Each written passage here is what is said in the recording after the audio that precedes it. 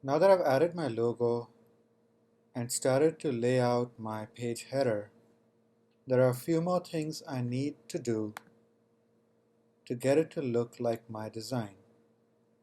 First, I need to adjust the height so that my logo pops out of the gray background. And then I need to align my navigation below my page title and then set the text colors and fonts to match my design. The height of my header is supposed to be 200 pixels. As soon as I added the padding of 100 pixels at the top, my header grew taller. This is because in CSS, any margin or padding that you add will add to the dimensions of your elements. So my header of 200 pixels is now 300 pixels tall because I added a top padding of 100 pixels.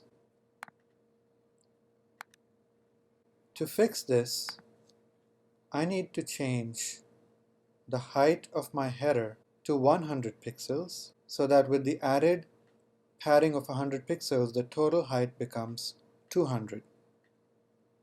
So in my CSS Designer, I will select the header, and in my layout properties, I'll reduce the height to 100 pixels. And as you can see, that gets me closer to my final look. The next thing I want to do is fix the alignment of my header menu. Right now it's floating above the logo and above the page title. I really want it to be below the page title. So I'm going to click inside my menu, come down and click on the nav. And as before, when you want to style anything with CSS, you need to first create a selector for it. I don't have a selector for this menu yet, so I'm going to create one now. Now Dreamweaver adds the selector as .container nav, which means all the navigation menus which are contained inside any element of class container. That doesn't work for me. I only want to style the menu that is contained inside my page header. So now I'm going to write my own selector so you can see how to write your own. If I want to select only the navigation menus that are inside my header, the way to write the selector is header nav. This means select the navigation menu that's inside the header. So in the previous video, I aligned my page title by setting it to float to the right. I also want my header nav to float to the right. So I'm going to do that now. In the layout properties, set the float to right. But as you can see, that doesn't exactly have the effect that I wanted. The reason for that is when you have more than one element that's floated to the right, in this case I have my page title and my nav that are both floated to the right, they will get stacked up in a line, in one single line.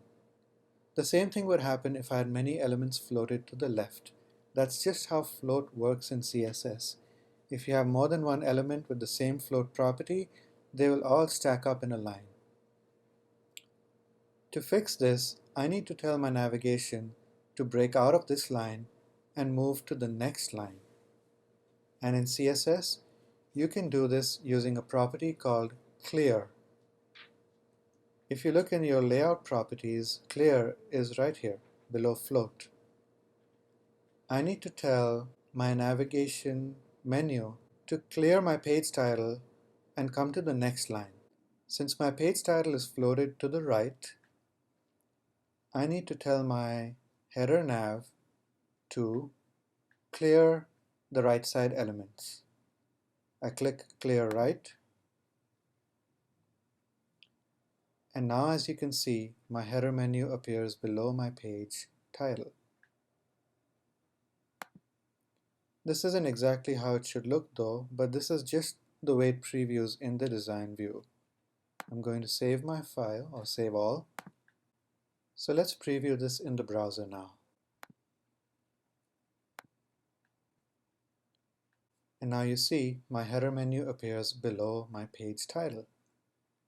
Now my header is pretty close to the layout that I want, except that I want my page title to sit just above the bottom of the gray band, and I want my menu to be outside of the gray band.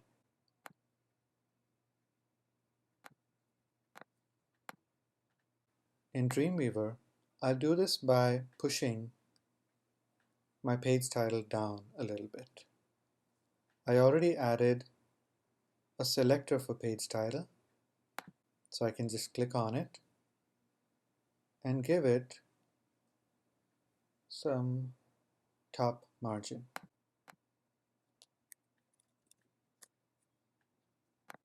I'll save all and preview. So that's pretty close. There's too much space between them though, and one thing that can fix it is if I change the bottom margin to 0. Once again, save all and preview. Now they're too close. So by adjusting the top margin and the bottom margin, I can get the placement of these two elements to be just right.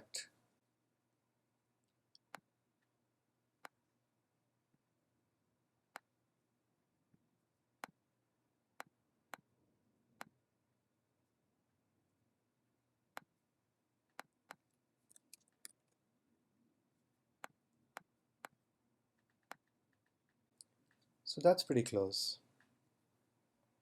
I like how my header is shaping up now. And the last thing I'm going to do is format my text to look like my design. I'll actually create the menu later, but right now I just want to style the text. Now in Photoshop, if I come and look at my fonts, I've used a font called Lato.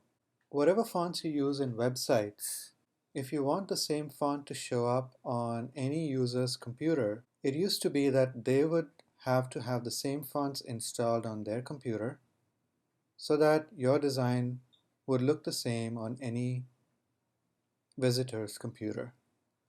But now we have the advantage of using web fonts, which are fonts that are hosted online and don't have to be installed on anyone's computer for them to be able to see those fonts in a website.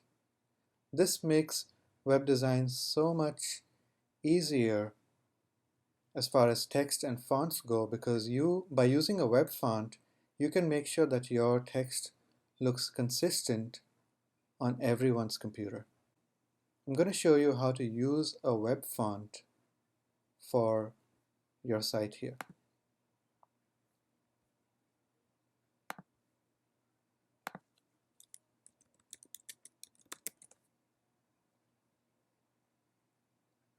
So one source of web fonts is Google Fonts. And I'm looking for a font called Lato, which is right here. The way web fonts work is once you find the font that you like, you can add it to your collection, which is down here. And you can go in and add more fonts to your collection. When you have all the fonts that you need, you click on Review. Now, like most fonts, Lato has multiple weights going from thin through light and normal all the way to ultra bold.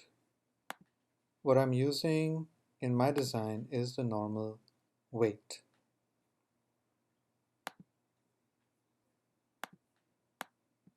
As you can see here, Lato regular,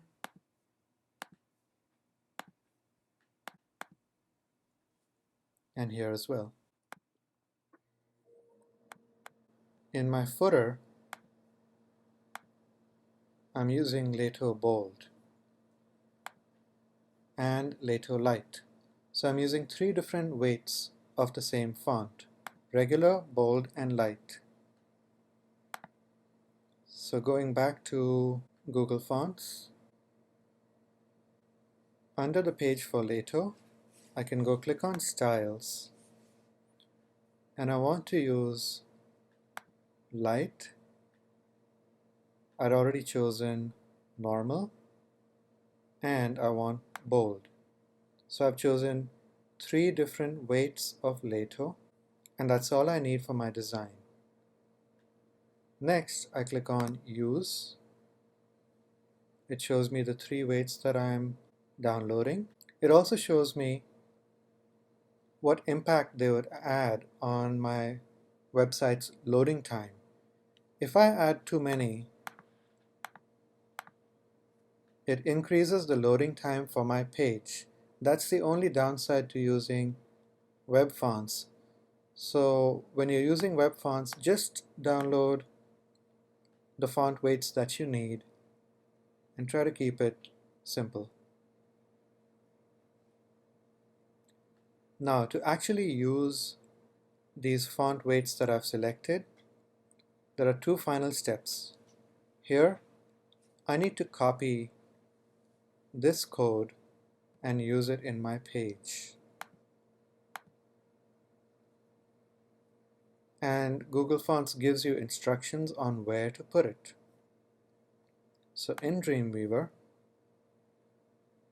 I'm going to go up to the head section of my page, and just before the head ends, I'm going to create a new line and then paste the code that I got from Google. And I hit refresh.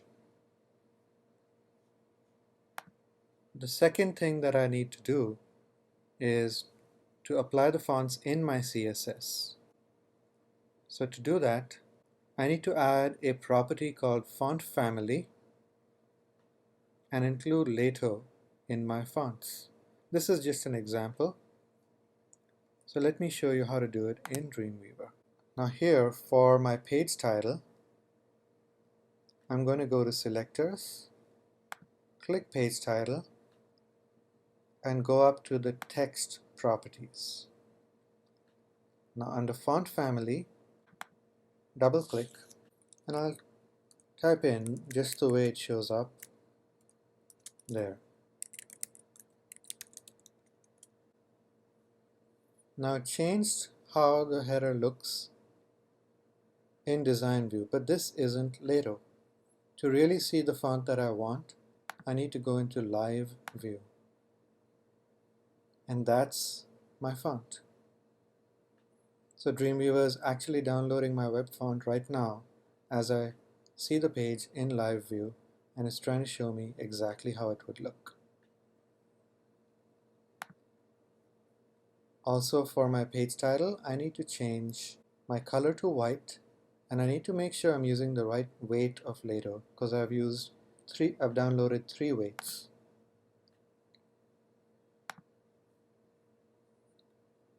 So for the weight, I downloaded 3 weights: light, which is 300, regular, which is 400, and bold, which is 700. Here I'm using 400, and my color is white. And there you have it. I'm going to save all and preview this once again. And that's how my page title looks. Now for my menu, I'm also using Lato Regular, and I'm going to copy this color.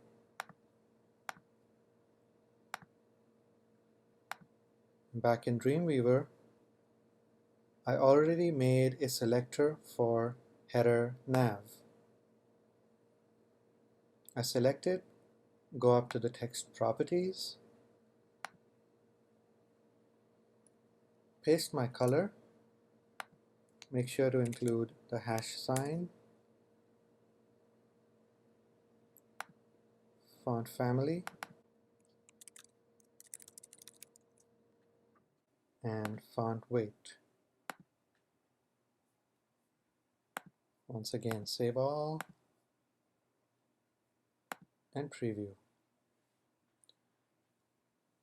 So there you have it.